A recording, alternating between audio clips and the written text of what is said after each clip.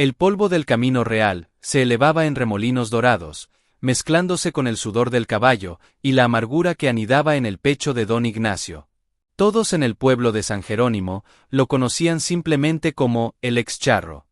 No por falta de nombre, sino porque su caída había sido tan estrepitosa que el título le quedaba como un sombrero viejo y lleno de agujeros. Ignacio, hombre de facciones talladas a cuchillo por el viento y los años, cabalgaba sobre Relámpago, un potro azabache de crines tan espesas como la noche. Juntos habían sido sinónimo de fiesta brava, de suertes charras que arrancaban gritos de admiración en la lienzo. Pero eso era antes. Antes de que la envidia, un veneno más letal que el de cualquier alacrán, hiciera su trabajo. Hoy, en la plaza del pueblo, bajo la mirada impasible del kiosco morisco, había sufrido la humillación final. Don Ramiro, el hombre más acaudalado de la región, dueño de haciendas y de voluntades, le había arrebatado su última posesión de valor, la medalla de plata que lo acreditaba como campeón nacional de charrear 20 años atrás. La acusación, falsa como un billete de 3 pesos, fue de haberle robado un semental pura sangre. La evidencia, un testimonio comprado. La sentencia, ejecutada en la plaza pública, fue la de despojarlo de su símbolo de honor. Ignacio, con la dignidad hecha trizas pero la espalda aún recta, no derramó una lágrima. Solo montó en Relámpago y emprendió la marcha, sintiendo como las miradas de lástima y desprecio le quemaban la nuca. No tenía a dónde ir. Su pequeño jacal en las afueras pronto sería reclamado por las deudas. El sol comenzaba a caer, pintando el cielo de tonalidades sangrientas, y una sensación de vacío absoluto se apoderó de él. Relámpago, como si entendiera la magnitud de su dolor, aminoró el paso y rozó suavemente el brazo de Ignacio con el hocico, emitiendo un suave bufido. Era el único ser vivo que le quedaba. De pronto, un hombre anciano, don Chema, el cartero retirado, se acercó cojeando. «Ignacio», dijo con voz ronca por el tabaco y los años, «llegó esto para ti. Es de tu tío abuelo, el que vivía más al norte, en la sierra. El que todos decían que estaba loco». Ignacio tomó el sobre amarillento. Lo abrió con manos temblorosas. Dentro, un testamento hológrafo y una llave oxidada. El documento le cedía, a él y solo a él, la hacienda La Sombra del Venado. Un lugar del que solo había oído historias de abandono y mala fortuna. Una ruina en medio de la nada. Pero era un techo. O al menos, 4 paredes derruidas donde lamer sus heridas lejos de las miradas de San Jerónimo. Con un suspiro que pareció salirle desde los talones, Ignacio guardó los papeles. Miró hacia el norte, donde las montañas se recortaban como gigantes dormidos. «Vámonos, Relámpago», murmuró. «Allá, al menos, no habrá nadie para ver cómo se apaga del todo un charro». El caballo resopló, pero en lugar de obedecer de inmediato, clavó sus ojos grandes y oscuros en la lejanía, hacia el camino que llevaba a la hacienda, y relinchó con una fuerza inusual. Era un sonido que no era de conformidad, sino de ¿advertencia? Ignacio, sumido en su pena, no le prestó atención. Dio la vuelta y picó espuelas. Pero Relámpago, por primera vez en su vida, se resistió. Plantó sus cascos en la tierra y se negó a moverse, sus hollares dilatados olfateando el viento que venía del norte, un viento que traía el aroma de los pinos, pero también algo más, algo metálico y antiguo, como el olor de la sangre seca y los secretos enterrados. El viaje hacia la hacienda La Sombra del Venado fue una lenta inmersión en el olvido. El camino, antes ancho y transitado, se fue estrechando hasta convertirse en un sendero de herradura, invadido por chaparrales y guijarros. El aire fresco de la sierra se tornó pesado, cargado con el silencio de los lugares que han sido abandonados a su suerte. Ignacio sentía el peso de la derrota en cada hueso. Relámpago, en cambio, parecía cada vez más inquieto. Sus orejas se movían constantemente, captando sonidos que para su jinete eran inexistentes, y sus músculos estaban tensos, listos para huir. Tras 2 días de viaje, coronaron una loma y allí, en un valle encajonado entre montañas sombrías, la vieron. La hacienda La Sombra del Venado no era una ruina, era un cadáver de adobe y piedra. La casa principal, otrora señorial, tenía el techo derrumbado en una de sus alas, y las ventanas eran como cuencas vacías que los miraban con desdén. El corral estaba deshecho, las puertas de la capilla pendían de un solo gozne, y un silencio fúnebre lo envolvía todo. No se oía el canto de un pájaro, ni el zumbido de un insecto. Era un silencio vivo, hostil. Bueno, Relámpago, murmuró Ignacio con amargura, aquí está nuestro reino. Desmontó y ató las riendas del caballo a un poste podrido. Caminó hacia la entrada principal, sus botas haciendo crujir los escombros. El interior era aún peor. Muebles destrozados, telarañas gigantescas y un olor a humedad y descomposición que se le metió en la garganta. Encontró una habitación que parecía menos dañada, y decidió que sería su refugio. Mientras limpiaba un poco el lugar, sus ojos se posaron en un viejo retrato colgado en la pared, torcido y cubierto de polvo. Lo limpió con la manga. Era la imagen de su tío abuelo, don Albino, un hombre de mirada intensa y fieros bigotes, montando un semental magnífico, un alazán con una estrella blanca en la frente. Ignacio sintió un escalofrío. El caballo del retrato le resultaba vagamente familiar. De pronto, un ruido proveniente del patio lo sobresaltó. Corrió hacia afuera. Relámpago estaba libre, habiendo roto la soga podrida, y escarbaba con furia en un punto específico de la tierra, cerca de lo que parecía un antiguo pozo seco. ¡Relámpago! ¡Basta!, gritó Ignacio. El caballo no le hizo caso. Continuó escarbando, emitiendo unos bufidos ansiosos. Ignacio se acercó, molesto, y le tomó de la brida. Fue entonces cuando vio lo que el animal había desenterrado. No era una piedra, ni una raíz. Asomando entre la tierra removida, había un pedazo de tela descolorida. Ignacio se agachó y tiró de ella. Era la manga de una chaquetilla de charro, vieja y rasgada. Pero lo que lo heló hasta la médula fue el símbolo bordado en la manga, aún visible a pesar del tiempo y la suciedad. Un águila devorando una serpiente, el emblema de la asociación de charros de la que él mismo había sido expulsado. Y pegado a la tela, seco y oscuro, había un largo reguero de algo que solo podía ser sangre vieja. Ignacio retrocedió, dejando caer la tela. Su corazón latía con fuerza. ¿Qué había pasado en este lugar? Relámpago, en lugar de calmarse, se puso más nervioso. Se acercó al pozo y, olfateando el borde, relinchó hacia la oscuridad con un sonido que era puro terror.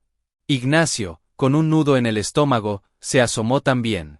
La oscuridad era absoluta, pero desde las profundidades, un hedor nauseabundo, a carne podrida y huesos, subió hasta sus narices. Y entonces, en la penumbra, creyó ver algo brillar. Dos puntos brillantes, pequeños y verdes, que lo miraban desde las tinieblas antes de desaparecer. Algo, o alguien, vivía en el fondo de aquel pozo. La noche cayó sobre la sombra del venado como una losa. Ignacio encendió un pequeño fuego con leña seca que encontró en la cocina ruinosa, pero las llamas no lograban disipar el frío que se le había instalado en el alma. La imagen de la chaquetilla, ensangrentada, no salía de su mente. Relámpago estaba atado cerca, pero no comía ni bebía. Permanecía de pie, tenso, mirando fijamente la boca oscura del pozo, como un centinela frente a una puerta del infierno. Ignacio no pudo soportarlo más. Tomó una antorcha improvisada con un palo y un trapo empapado en grasa, y se acercó de nuevo al borde del abismo. «¡Oye! ¿Hay alguien ahí abajo?», gritó, su voz resonando de forma hueca y grotesca en las profundidades. Solo recibió el eco de su propio grito como respuesta, seguido de un leve susurro, como de algo arrastrándose sobre piedras. El hedor era insoportable. Decidió que necesitaba bajar. Encontró una soga vieja y resistente en un cobertizo, y la ató a una robusta viga de la casa. Con el corazón en la garganta, comenzó a descender. La antorcha iluminaba las paredes húmedas y musgosas del pozo. A unos 5 metros de profundidad, su pie tocó algo que no era tierra. Era blando. Retrocedió horrorizado y alumbró. Era el cuerpo sin vida de un animal, un coyote, en estado de descomposición avanzada. Pero no había muerto de hambre o por una caída. Tiene el cuello destrozado, como si algo lo hubiera atacado con una fuerza bestial. Ignacio contuvo las náuseas y continuó bajando, más lento, cada uno de sus sentidos alerta. El pozo no era vertical en su totalidad. A un costado, casi oculta por las sombras, había una abertura, un túnel estrecho que se adentraba en la tierra. El hedor provenía de allí. Con un esfuerzo sobrehumano, Ignacio se introdujo en el túnel. Era bajo, tenía que avanzar agachado. La antorcha titilaba, amenazando con apagarse. El túnel desembocó en una pequeña cámara subterránea. Lo que vio allí lo dejó sin aliento. No era un tesoro de oro o joyas. Era algo mucho más valioso y aterrador. Apiladas contra la pared, había varias cajas de madera, podridas por la humedad. En una de ellas, medio abierta, relucían con un brillo opaco docenas de medallas, botones de plata y herramientas de charrería. Eran idénticas a la que le habían robado. En otra caja, vio documentos, libros de contabilidad antiguos. Tomó uno al azar y lo abrió. Sus ojos se abrieron de par en par. Eran los registros detallados de todos los préstamos forzosos y las propiedades que don Ramiro había arrebatado a los campesinos de la región durante décadas, incluyendo la de su propio padre.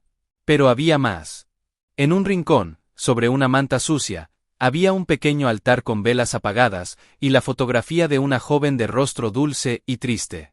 Era Rosario, la hija de don Ramiro, de quien se decía que había muerto de fiebres hacía 10 años. Sin embargo, junto a la foto, había un mechón de cabello atado con una cinta, y una fecha reciente garabateada en la pared. Rosario no había muerto. Algo había pasado con ella.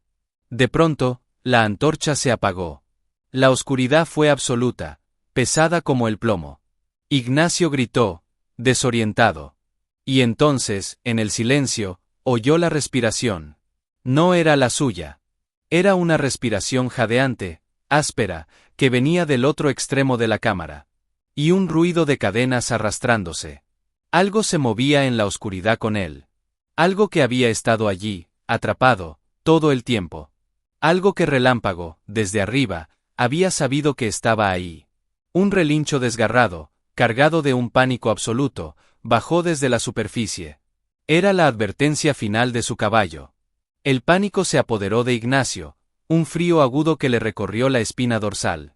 Se aplastó contra la pared de tierra, su mente buscando desesperadamente una salida en la oscuridad impenetrable. La respiración jadeante se acercaba, mezclada con un leve sonido metálico, el de unas cadenas que se tensaban y arrastraban. ¿Quién está ahí? Logró gritar, su voz quebrada por el terror. Una voz, ronca, desgarrada, como si no hubiera sido usada en años, surgió de las tinieblas. ¿Eres uno de los suyos? ¿Venís a terminarlo? Ignacio, temblando, buscó fósforos en sus bolsillos. Sus dedos tropezaron con una cajita de metal. La abrió y encendió un fósforo. La pequeña llama iluminó brevemente la cámara. Y entonces lo vio. Sentado en un rincón, encadenado por el tobillo a la pared, había un hombre. O lo que quedaba de uno. Estaba demacrado, sucio, con una barba larga y enmarañada, y los ojos le brillaban con una luz febril en un rostro consumido por el hambre y la locura. Llevaba puestos los harapos de lo que alguna vez fue un traje de charro. No, no soy de los suyos, tartamudeó Ignacio. Soy Ignacio. El sobrino de Don Albino. El hombre de las cadenas emitió un sonido entre una risa y un sollozo. Albino. Ese viejo necio. Él me trajo aquí. Él descubrió lo de los registros, y lo de la niña. Ignacio encendió otro fósforo, acercándose con cuidado. ¿Qué pasó con Rosario? ¿Y quién eres tú? El prisionero tosió, un ruido seco y horrible. Yo era el capataz de don Ramiro. Su hombre de confianza. Hasta que me enamoré de Rosario.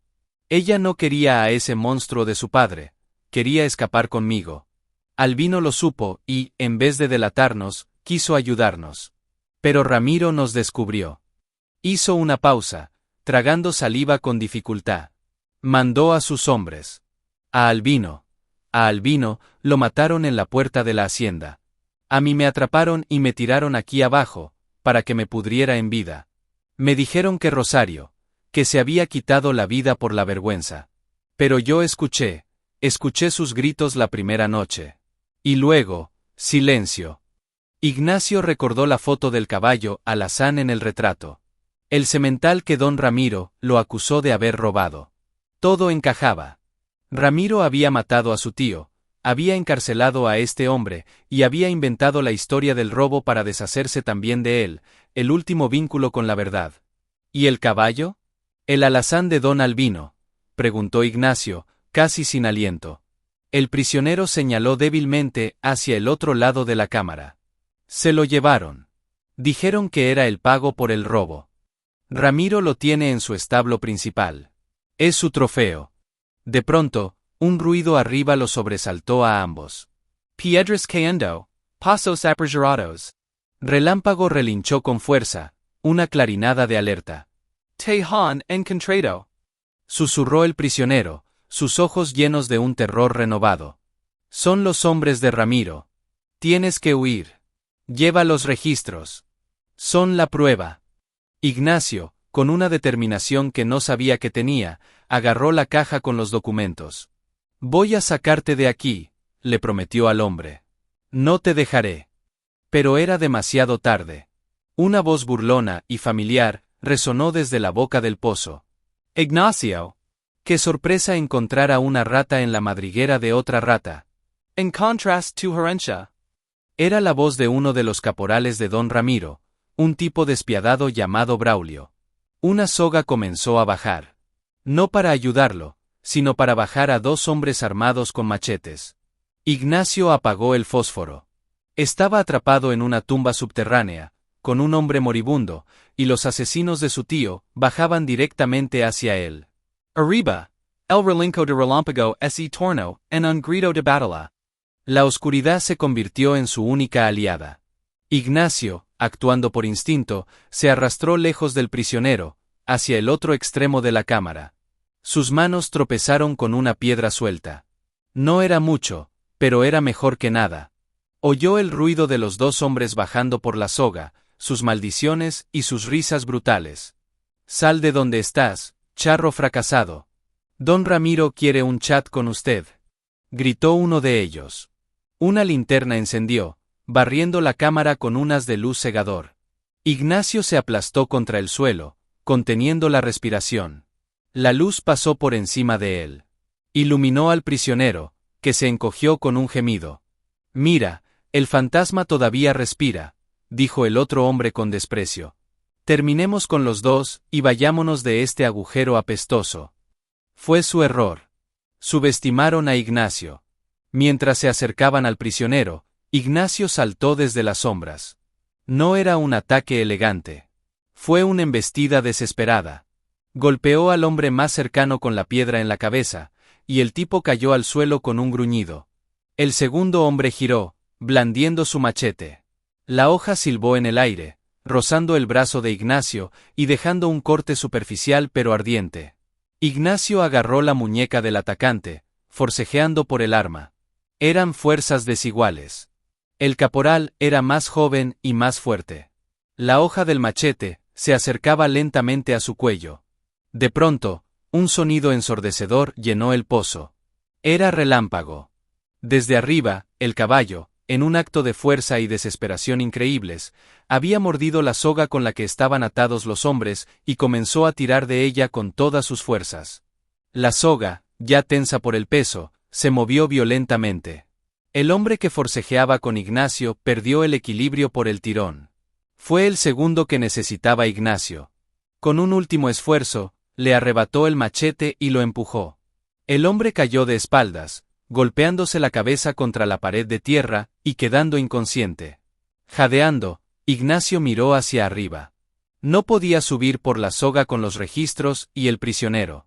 Tenía que haber otra salida. El prisionero, débilmente, señaló hacia el túnel por el que Ignacio había entrado.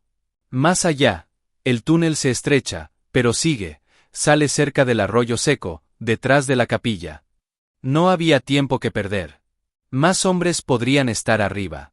Ignacio agarró al prisionero, lo puso sobre sus hombros con un gruñido de esfuerzo, y, con el machete en una mano y la caja de registros bajo el brazo, se adentró en el túnel. Caminó a ciegas, tropezando, con el peso del hombre agotándolo. Detrás, oyó las voces de los otros hombres despertando y maldiciendo.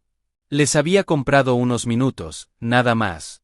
Después de lo que pareció una eternidad, vio un tenue resplandor al final del túnel. Una salida, cubierta por enredaderas.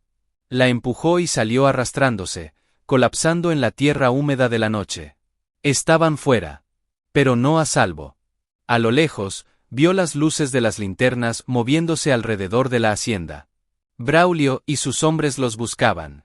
Ignacio arrastró al prisionero, a quien ya llamaba Mateo por su nombre, hacia un matorral espeso. Relámpago apareció de entre las sombras, trotando hacia ellos, su cuerpo tembloroso pero sus ojos brillando con una lealtad feroz. Ignacio cargó los registros en las alforjas, y con una fuerza sobrehumana, subió a Mateo a la grupa del caballo. «Tienes que llevarlo al pueblo, Relámpago», le susurró al oído del animal, sabiendo que era una locura, pero era su única esperanza. «Ve a casa de doña Chabela, la curandera». «Ve». Le dio una palmada en la grupa. Relámpago lo miró, como si entendiera cada palabra. Luego, con un resoplido decisivo, se giró y se internó en el monte a un trote seguro, cargando su preciosa carga. Ignacio se quedó solo, con el machete en la mano, escuchando cómo los pasos de sus perseguidores se acercaban. Se giró para enfrentarlos. No iba a huir. No esta vez. La sombra del charro que alguna vez fue se alzó, larga y determinada, bajo la fría luz de la luna. Ignacio se apostó detrás de los escombros de la antigua cocina, el machete firmemente empuñado. El aire nocturno era frío, pero un fuego antiguo, el de la justicia negada, ardía en sus venas. Ya no era el hombre derrotado que había llegado a la sombra del venado. Era la sombra vengadora de su tío, la esperanza de Mateo y el defensor de su propio honor. Braulio y sus 3 hombres se acercaban, sus siluetas torcidas recortadas contra el cielo estrellado. «Sal, Ignacio. Tu caballo te abandonó. Solo eres un viejo sin suerte», gritó Braulio, confiado. Ignacio no respondió. Dejó que se acercaran. Cuando el primero pasó junto a su escondite, saltó. No fue un grito de guerra lo que emitió, sino un gruñido sordo y eficaz. El machete golpeó no para matar, sino para desarmar, golpeando la mano del hombre y haciendo que su arma cayera al suelo con un chasquido metálico. El hombre gritó de dolor. Los otros 3 se abalanzaron. Ignacio se movió con una agilidad que creía perdida. Los años de domar potros salvajes volvieron a él. Esquivó un machetazo, bloqueó otro con el mango de su propio arma. Era una danza mortal, en la que estaba en clara desventaja. Un golpe lo alcanzó en el costado, y sintió un dolor agudo. Otro le rozó el hombro. Caía hacia atrás, perdiendo terreno. Braulio sonrió, mostrando sus dientes amarillos. Se acabó, charro. De pronto, un sonido atravesó la noche. No era un relincho. Era un grito. Un grito humano, de mujer, que venía del interior de la casa principal. «Braulio. Alto». Todos se giraron. En la puerta derrumbada, con una lámpara de aceite en la mano, estaba una figura espectral. Era una mujer, demacrada y pálida, con el cabello largo y sucio, pero con unos ojos que, a pesar del sufrimiento, brillaban con una dignidad indomable. «Era Rosario». Estaba viva. «Rosario», gritó Braulio, su confianza desvaneciéndose en un instante. «Cállate y métete dentro». «No», dijo ella, con una voz clara y firme. «He pasado 10 años prisionera en esta casa, encerrada en el sótano, escuchando las mentiras de mi padre. Escuché todo. Sé lo que le hicieron a don Albino. Sé lo que le hicieron a Mateo». Señaló a Ignacio. «Este hombre no es un ladrón. Es la verdad que mi padre siempre temió». La revelación paralizó a los hombres de Braulio. No habían contado con esto. Braulio, furioso, rugió y se lanzó hacia Ignacio, decidido a terminar lo que había empezado. Pero Ignacio, fortalecido por la aparición de Rosario, encontró una segunda reserva de fuerza. Esquivó el ataque y, con un movimiento rápido, enganchó el pie de Braulio con el machete, haciéndolo tropezar. Braulio cayó de bruces, y su cabeza golpeó contra una piedra con un crujido sordo. Quedó inconsciente. Los otros 2 hombres, al ver a su líder caer y a la hija de su patrón testificando contra ellos, arrojaron sus machetes y huyeron hacia la oscuridad. Ignacio, jadeando y sangrando, se apoyó contra la pared. Rosario se acercó a él, sus ojos llenos de lágrimas. Mi padre, él me encerró aquí cuando me negué a casarme con el hombre que él había elegido. Dijo que prefería verme muerta que deshonrarlo. Mateo, él era mi única esperanza. Ignacio asintió, sin aliento para hablar. La batalla había terminado, pero la guerra no. Sabía que don Ramiro, al saber que su hija estaba viva y que los registros estaban sueltos, no se quedaría de brazos cruzados. Tenían que llegar al pueblo antes de que él lo supiera. Con Rosario apoyándolo, Ignacio miró hacia el camino por donde había huido Relámpago. En ese momento, un sonido lejano, pero familiar, llegó a sus oídos. Era el galope de un solo caballo. Rápido, decidito. No era el sonido de la huida. Era el sonido del regreso. El galope se fue acercando. Cada golpe de casco contra la tierra era un latido de esperanza en el pecho de Ignacio. De entre la penumbra emergió Relámpago, su pelaje oscuro brillando con sudor, pero sus ojos mostraban una determinación inquebrantable. No venía solo. Sentado firmemente en la silla, aunque pálido y débil, estaba Mateo. Y a su lado, montando un caballo viejo pero robusto, venía doña Chabela, la curandera, con su rebozo negro y su mirada llena de la sabiduría de los años. Ignacio, dijo Mateo con voz débil pero clara, doña Chabela me dio algo para el dolor, y para la fuerza. No podía dejarte solo. Doña Chabela desmontó, y, sin decir una palabra, examinó las heridas de Ignacio. Aplicó ungüentos de sus bolsas, y vendó sus cortes con manos expertas. La verdad es una medicina amarga, hijo, murmuró, pero cura mejor que cualquier hierba. Luego, sus ojos se posaron en Rosario. Una lágrima surcó su rostro arrugado. Niña, todos te creímos muerta. Rosario se abrazó a la anciana, sollozando. El reencuentro fue breve. El amanecer estaba cerca, y con él, la oportunidad. Con Rosario montando el caballo de doña Chabela y Mateo aferrado a Relámpago, el grupo, una extraña caravana de fantasmas y justicieros, emprendió el camino de regreso a San Jerónimo. Ignacio iba al frente, en Relámpago, su espalda recta, su mirada fija en el horizonte que se teñía de naranja. Ya no era el excharro. Era la encarnación de una deuda pendiente. La noticia de su llegada se extendió por el pueblo como un reguero de pólvora.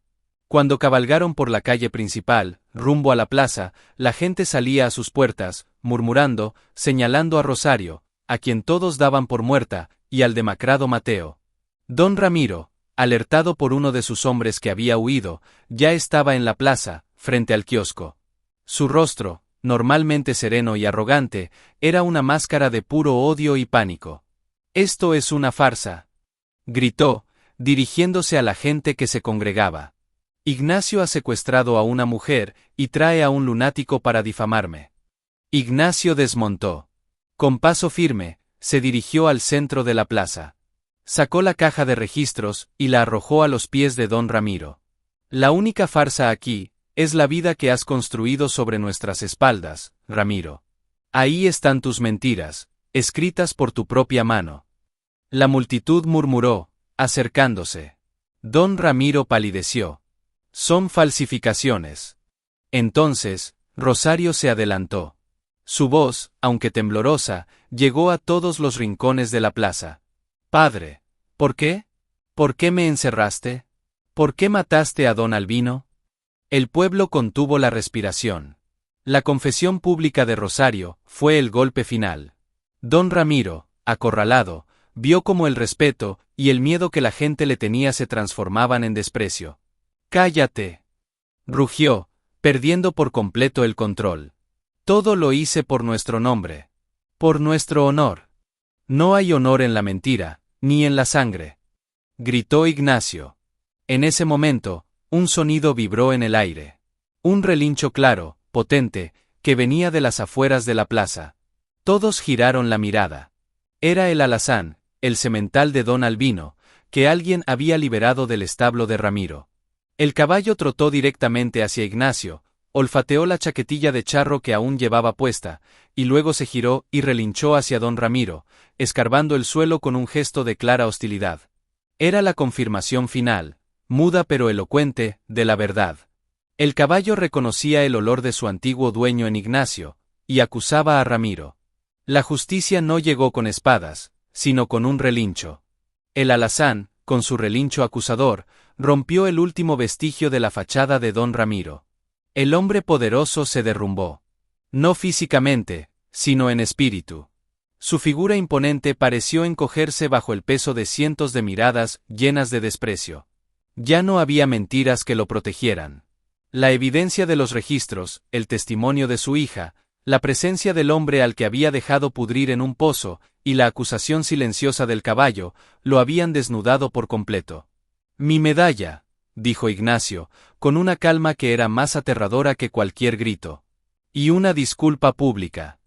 Don Ramiro, con la mirada vacía, metió la mano temblorosa en su bolsillo, y sacó la medalla de plata. Brillo bajo el sol de la mañana. La sostuvo en su palma por un momento, como si el simple objeto le quemara, antes de extenderla hacia Ignacio. Este la tomó. No era solo un trozo de metal. Era su vida, su honor, restaurado.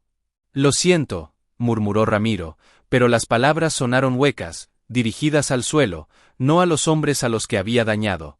La multitud no vitoreó. Hubo un silencio pesado, cargado de la amarga satisfacción de la justicia tardía. Las autoridades del pueblo, que siempre habían mirado para otro lado, se vieron obligadas a actuar. Tom Aaron, a don Ramiro bajo custodia. No lo esposaron, pero su caminar hacia la autoridad municipal fue el de un hombre camino al cadalso. Rosario se quedó con doña Chabela. Mateo fue llevado a la casa de la curandera para ser cuidado. La gente comenzó a dispersarse, murmurando, procesando la increíble verdad que había estallado en su tranquilo pueblo. Ignacio se quedó solo en el centro de la plaza, acariciando el cuello de Relámpago. El caballo frotó su cabeza contra el pecho de su dueño, como si supiera que la batalla había terminado. De pronto, un anciano, don Chema, el mismo que le había dado la llave de la herencia, se acercó. «Don Ignacio», dijo, usando el don por primera vez, «el pueblo le debe una disculpa. Le creímos a ese hombre». Ignacio asintió lentamente. No fue su culpa. El miedo es un mal consejero. Miró hacia la hacienda La Sombra del Venado, ahora bañada por la luz de la mañana. Ya no parecía un lugar de pesadillas, sino un lugar que clamaba por ser sanado. «¿Qué hará ahora don Ignacio?», preguntó el anciano. Ignacio miró a Relámpago, luego al alazán que pasía tranquilamente cerca, y finalmente a la gente que lo observaba con un nuevo respeto. «Voy a reconstruir», dijo con firmeza. «La hacienda La Sombra del Venado no será más un lugar de sombras.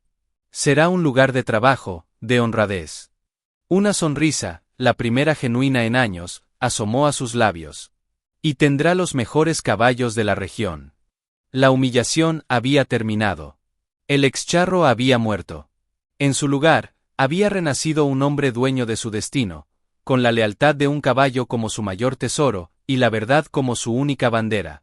Pero una pregunta quedaba en el aire, una promesa que cumplir, un futuro que construir sobre las cenizas de un pasado doloroso. El regreso a La Sombra del Venado fue diferente. Esta vez, Ignacio no cabalgaba solo.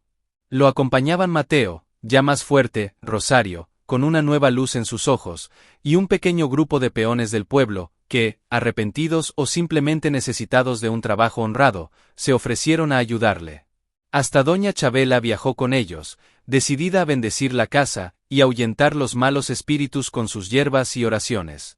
La hacienda, bajo el sol de la mañana, seguía siendo una ruina, pero ya no inspiraba miedo. Inspiraba un desafío. Lo primero que hicieron, todos juntos, fue sellar el pozo. Lo llenaron de tierra y piedras, plantando sobre él un robusto mezquite como símbolo de vida nueva. Luego, se dedicaron a limpiar la casa principal. Sacaron los muebles rotos, barrieron años de polvo y telarañas, y abrieron las ventanas de par en par, para que entrara el aire limpio de la sierra. Ignacio y Mateo trabajaban codo a codo. Mateo, a pesar de su debilidad, conocía los secretos de la construcción y la ganadería. Rosario, por su parte, demostró tener un talento especial para organizar y un toque femenino, que comenzó a transformar la fría estructura en un hogar. Relámpago y el alazán, al que llamaron Centella en honor a don Albino, corrían libres por los pastizales que empezaban a reverdecer. Relámpago, en particular, parecía vigilante. No era la alerta temerosa de antes, sino la de un guardián satisfecho. Paseaba por los límites de la propiedad, como si estuviera marcando el territorio de su nuevo reino. Una tarde, mientras Ignacio reparaba una parte del corral, Relámpago se acercó y comenzó a escarbar suavemente en un punto cerca de la entrada principal.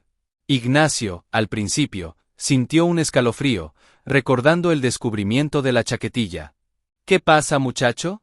¿Otra sorpresa? Relámpago resopló y continuó escarbando. Ignacio tomó una pala y ayudó.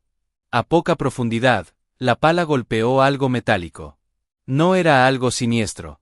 Era una pequeña caja de metal, oxidada pero intacta. La abrió con cuidado. Dentro, no había oro ni joyas. Había semillas. Semillas de diferentes tipos, cada una etiquetada con cuidado en una letra que Ignacio reconoció, la de su tío Albino. Eran semillas de maíz, frijol y calabaza, las tres hermanas de la milpa, la base de la vida. Y había una nota. Para el que venga después de mí. Que siembre estas semillas en tierra limpia. La verdadera riqueza no está en lo que se toma, sino en lo que se siembra. Ignacio sintió que los ojos se le llenaban de lágrimas. No eran de tristeza, sino de una profunda comprensión.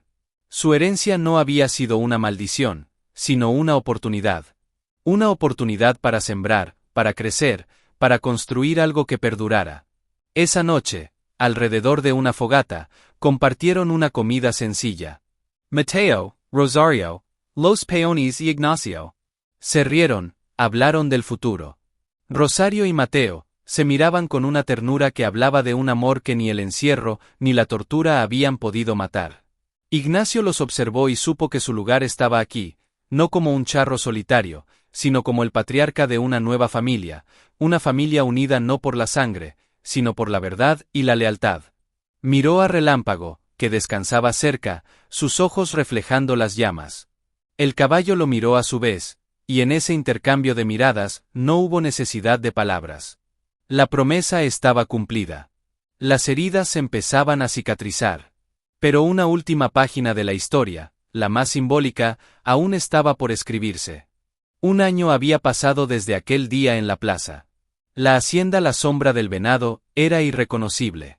Los campos, antes yermos, estaban verdes y llenos de cultivos. El corral, reconstruido, albergaba una pequeña pero excelente manada de caballos. La casa principal tenía un nuevo techo, las paredes estaban encaladas y las ventanas adornadas con macetas de geranios que Rosario cuidaba con esmero. El sonido del trabajo y la risa había reemplazado al silencio lúgubre. La boda de Mateo y Rosario se celebró en la pequeña capilla restaurada, con todo el pueblo de San Jerónimo como invitado. Fue una fiesta simple, pero llena de una alegría auténtica. Don Ramiro, enfrentando múltiples cargos, estaba recluido lejos, y su sombra ya no se cernía sobre nadie. Ignacio, ahora respetado como Don Ignacio, el renacedor de la sombra, se había convertido en un pilar de la comunidad. Una mañana, especialmente fresca y brillante, Ignacio se levantó al alba. Salió a la explanada frente a la casa. Relámpago lo esperaba, enjaezado con el antiguo atuendo charro que Ignacio había restaurado, la medalla de plata brillando en el pecho del animal. No era para una fiesta brava, ni para una competencia. Era para él. Para ellos. Ignacio montó con la elegancia que no había perdido. No picó espuelas. Simplemente, guió a Relámpago hacia un claro en el monte, un lugar alto desde donde se veía toda la hacienda bañada por la luz dorada del amanecer. Se detuvieron.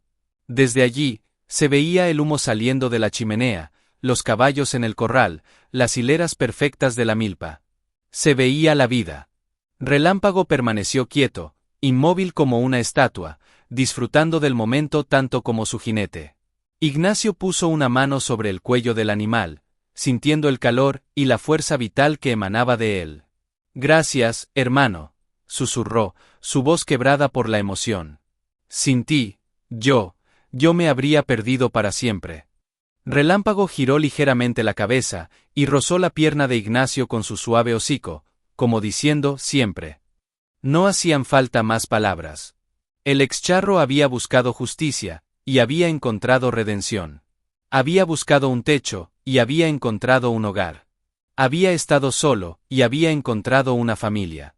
Y todo, porque un caballo leal, en su sabiduría animal, se había negado a abandonarlo a su suerte y lo había guiado, a ciegas, a través del abismo de la desesperación, para mostrarlo que del otro lado siempre hay un nuevo amanecer. Ignacio respiró hondo, llenando sus pulmones del aire puro de la sierra. Luego, tiró suavemente de las riendas. Relámpago obedeció, girando lentamente para regresar a casa.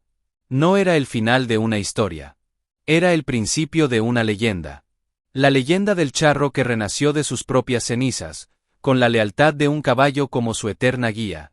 Y juntos, hombre y bestia, cabalgaron hacia el futuro, para siempre unidos, bajo el cielo infinito de México.